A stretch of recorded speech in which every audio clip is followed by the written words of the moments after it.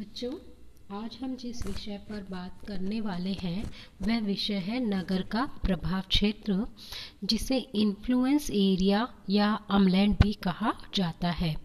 अमलैंड German भाषा का शब्द है जिसका तात्पर्य चारों ओर के क्षेत्र से है। इस शब्द का सबसे पहले प्रयोग आंद्रे एलिक्स ने 1914 में किया था। भारत में इस शब्द का प्रयोग सर्वप्रथम वाराणसी के डॉक्टर रामलोचन सिंह ने किया था। नगर व उसका समीपवर्ती क्षेत्र आपस में गहरा संबंध रखते हैं।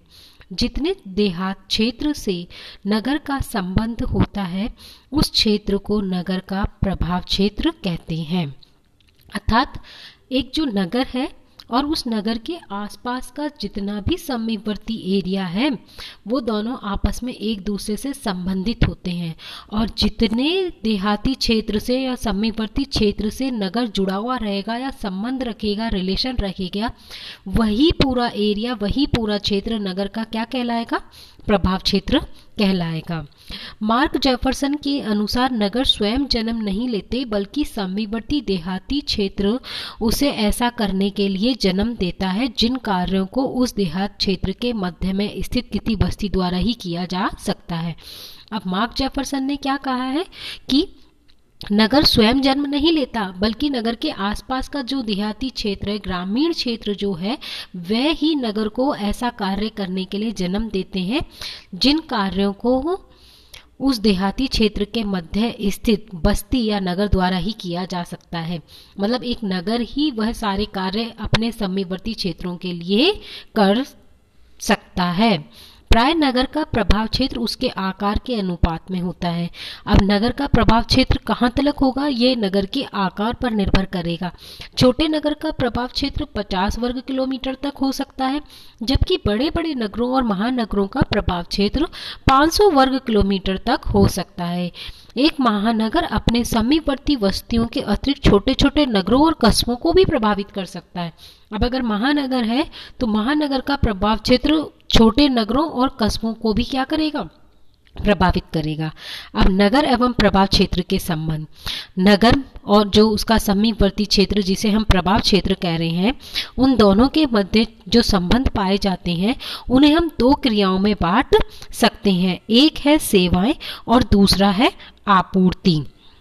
अब सेवाएं क्या होती हैं? आपको नगर का प्रभाव क्षेत्र तो समझ में आ गया ना बच्चों, कि नगर के प्रभाव क्षेत्र का मतलब है कि कोई भी जो सिटी होती है, कोई भी शहर या कोई भी नगर जो है, वह नगर अपने समीपवर्ती ग्रामीण क्षेत्र के लिए जो कार्य करेगा वह क्या कहलाएगा? जितने दूरी तक के क्षेत्र के ग्रामीण क्षेत्र के लिए नगर कार्य करता है वह सभी क्षेत्र नगर के प्रभाव क्षेत्र के अंतर्गत सम्मिलित किए जाते हैं।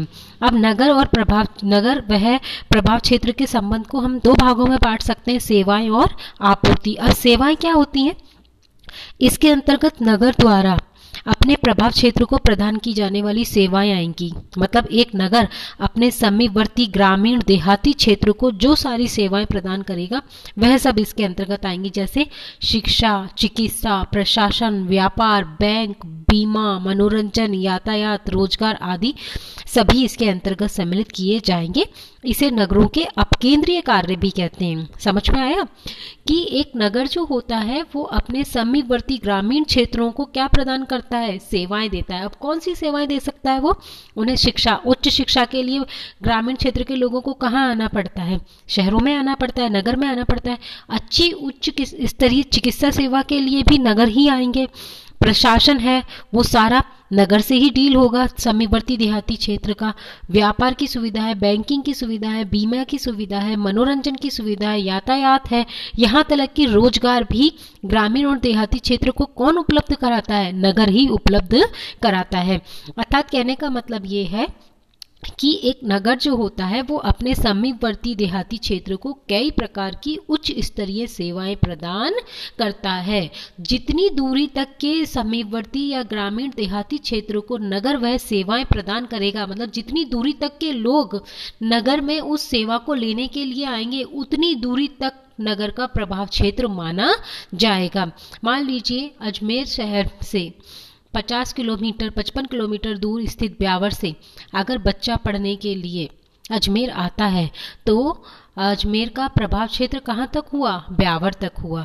तो इसी प्रकार से जितनी दूरी तक सेवाएं लेने के लिए, जितने दूरी के ग्रामीण या देहाती क्षेत्र से लोग सेवाएं प्राप्त करने के लिए नगर में आते हैं, उतनी दूरी तलक का पूरा क्षेत्र नगर का प्रभाव क्षेत्र कहा जाएगा।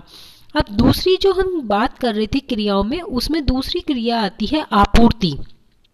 अब नगर के प्रभाव क्षेत्र द्वारा दी जाने वाली विभिन्न आपूर्तियां जैसे खाद्यान्न, सब्जी, दूध, लकड़ी, श्रमिक आदि इसमें सम्मिलित है। नगर का प्रभाव क्षेत्र उन क्षेत्रों में भी हो सकता है जो कि नगर से बहुत दूर स्थित हो।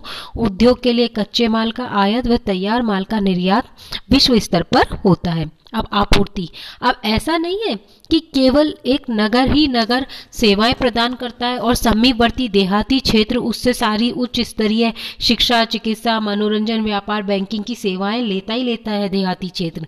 अब देहाती क्षेत्र भी अपने नगर के लिए क्या करता है, आपूर्तियां करता है। अब जो प्रभावित क्षेत्र है, नगर का जो प्रभाव क्षेत्र है, वो नगर को क्या आपूर्तियां करेगा। आपको मालूम है कि खाद्यान्न है, जितने भी तरह की दालें हैं, अनाज है, सब्जियां हैं, दूध है, लकड़ी है और यहाँ तक कि श्रमिक, ये सब नगर में कहाँ से आते हैं, ये सब देहाती क्षेत्र से आते हैं। तो इसका मतलब देहाती या समीपवर्ती जो क्षेत्र है वो नगर को क्या करता है, आपूर्तियां करता है। मतलब नगर तो उच्च स्तरीय सेवाएं दे ही रहा है अपने समीपवर्ती देहाती और ग्रामीण क्षेत्रों को, लेकिन समीपवर्ती देहाती और ग्रामीण क्षेत्र जो है वह भी नगर को क्या कर रहा है, आपूर्ति कर रहा है। अब वो किस चीज की आपूर्ति कर रहा है, समीपवर्ती देहाती ग्रामीण क्षेत्र खाद्यान्नों की, श्रमिकों की, सब्जी की, दूध की, फल की, फूल की, लकड़ी की, श्रमिकों की, ये सब आपूर्तियां ग्रामीण देहाती या समीपवर्ती क्षेत्र द्वारा नगर को की जाती हैं। ठीक है, तो ये था कि नगर का जो प्रभाव क्षेत्र है उसमें नगर और समीपवर्ती क्षेत्र के मध्य दो क्रियाएं होंगी। नगर तो सेवाएं प्रदान करेगा समीपवर्ती ग्रामीण क्षेत्र को, और समीपवर्ती ग्रामीण क्षेत्र नगर को क्या देंगे, आपूर्तियां प्रदान करेंगे। नगर से एवं प्रभाव क्षेत्र, जो क्षेत्र नगर केंद्र के निकट होंगे तो नगर का प्रभाव क्षेत्र भी अधिक होगा, तथा जो क्षेत्र नगर केंद्र से दूर होगा तो प्रभाव क्षेत्र की तीव्रता भी कम होगी। अब इसका मतलब ये है कि कोई भी जो क्षेत्र है वो क्षेत्र, ग्रामीण क्षेत्र अगर नगर के बहुत ज्यादा निकट है तो नगर का प्रभाव क्षेत्र भी उस क्षेत्र पर कैसा होगा, अधिक होगा। लेकिन अगर कोई क्षेत्र नगर के केंद्र से दूर होता जाएगा तो उसके प्रभाव की तीव्रता भी क्या होती चली जाएगी, कम होती चली जाएगी। अब आता है प्रभाव क्षेत्र का प्रादेशिक वर्गीकरण। नगर के प्रभाव क्षेत्र को दो भागों में बांट सकते हैं, प्राथमिक प्रभाव क्षेत्र और गौण प्रभाव क्षेत्र। अब सबसे पहले हम बात करते हैं प्राथमिक प्रभाव क्षेत्र की। नगरीय केंद्र के अत्यधिक निकट स्थित क्षेत्र इसके अंतर्गत सम्मिलित हैं। दैनिक अभिगमन की सर्वाधिक मात्रा इस क्षेत्र की प्रमुख विशेषता है। इसके अलावा दूध, सब्जी, श्रम आदि की आपूर्ति तथा दैनिक क्रय विक्रय, शिक्षा, चिकित्सा आदि सेवाओं की इस क्षेत्र में निर्धारण में महत्वपूर्ण भूमिका रहती है। उपांत और उपग्रह नगर भी इसी श्रेणी में स्थित हैं। अब हमने नगर के प्रभाव क्षेत्र को दो भागों में बांट दिया, एक तो प्राथमिक प्रभाव क्षेत्र और दूसरा आ जाएगा गौण प्रभाव क्षेत्र। प्राथमिक प्रभाव क्षेत्र का मतलब है कि जो नगर के केंद्र के अत्यधिक निकट स्थित जो क्षेत्र होंगे वो अपने नगर के साथ क्या करेंगे, इंटरेक्शन बहुत ज्यादा करेंगे, है ना। इसका मतलब कि नगर के जो बिल्कुल समीपवर्ती देहाती क्षेत्र है वो बहुत ज्यादा तो नगर में आपूर्तियां करेंगे और बदले में नगर से सेवाएं भी बहुत ज्यादा प्राप्त करेंगे। दूसरा आता है नगर का गौण प्रभाव क्षेत्र, सेकेंडरी अमलैंड एरिया जिसे कहेंगे हम। यह क्षेत्र प्राथमिक प्रभाव क्षेत्र को घेरे हुए होता है। यह क्षेत्र अपनी विशिष्ट एवं उच्च आवश्यकताओं के लिए नगरीय केंद्र पर निर्भर रहता है तथा अपनी अन्य आवश्यकताओं की पूर्ति किसी छोटे केंद्र से कर सकता है। उच्च शिक्षा, थोक व्यापार, समाचार पत्र, विशिष्टकृत चिकित्सा आदि के लिए नगर पर निर्भर रहेगा। अब आपको समझ में आया कि सेकेंडरी अमलैंड एरिया या गौण प्रभाव क्षेत्र क्या होता है। प्राथमिक प्रभाव क्षेत्र के बाहर फैला हुआ जो क्षेत्र होगा, या फिर हम कहें कि प्राथमिक प्रभाव क्षेत्र को घेरे हुए जो क्षेत्र होता है वो गौण प्रभाव क्षेत्र कहलाता है। अब ये गौण प्रभाव क्षेत्र क्या करेगा, ये अपनी छोटी मोटी आवश्यकताएं जो होंगी ना वो तो किसी छोटे दूसरे केंद्र से ले लेगा, जैसे इसको चिकित्सा चाहिए, शिक्षा चाहिए, ये सब मनोरंजन चाहिए, तो ये छोटी मोटी सेवाएं तो ये आसपास के किसी और केंद्र से ले सकता है। लेकिन इसे अगर यहाँ पर रहने वाले लोगों को यदि उच्च स्तरीय शिक्षा चाहिए, थोक व्यापार अगर वो करना चाहते हैं, या समाचार पत्र अगर वो प्राप्त करना चाहते हैं, या अच्छी विशिष्ट स्तर की चिकित्सा सेवाएं वो लेना चाहते हैं, तब वह लोग क्या करेंगे, नगर में आएंगे।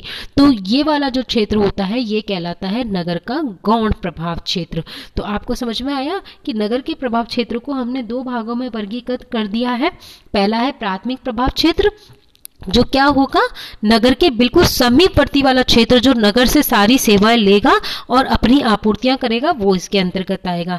गौण प्रभाव क्षेत्र जो प्राथमिक प्रभाव क्षेत्र को घेरे हुए होगा, नगर के केंद्र से दूर होगा और छोटी मोटी आवश्यकताएं तो ये किसी दूसरे केंद्र से प्राप्त कर लेगा, लेकिन बड़ी बड़ी आवश्यकताओं की पूर्ति करने के लिए, उच्च स्तरीय आवश्यकताओं की पूर्ति करने के लिए नगर के केंद्र पर निर्भर रहेगा।